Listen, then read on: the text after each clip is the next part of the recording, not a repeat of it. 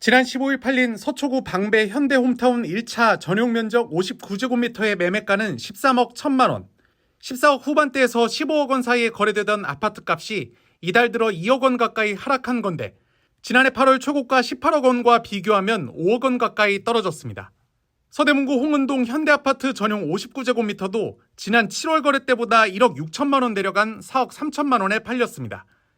이 역시 최고가를 찍었던 지난 2021년 7억 원대와 비교하면 3억 원 가까이 내린 수치입니다.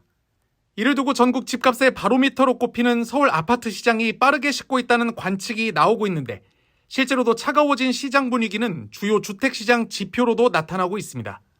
한국부동산원에 따르면 실제 거래된 아파트 가격을 이전 가격과 비교해 집계한 서울 아파트 실거래가 지수는 기준점 100점 기준 2021년 10월 188.9점으로 최고를 찍은 뒤 횡보를 거듭하다 지난해 6월부터 지난해 12월 142.3점을 찍을 때까지 1차 조정을 거쳤습니다.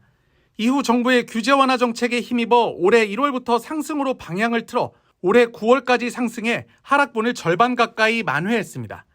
하지만 10월 들어 분위기가 역전돼 지난달 서울 아파트 실거래가 지수는 마이너스 0.45% 변동률을 기록하며 9개월 만에 하락 전환했습니다.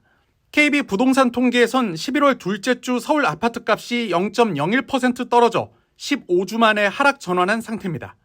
전문가들은 대출금리 급등과 경기 불황으로 매수 심리가 약해진 데다 올해 실거래가가 10% 넘게 뛰면서 집값이 고점을 찍었다는 인식이 커지자 거래가 주춤한 것으로 설명하고 있습니다.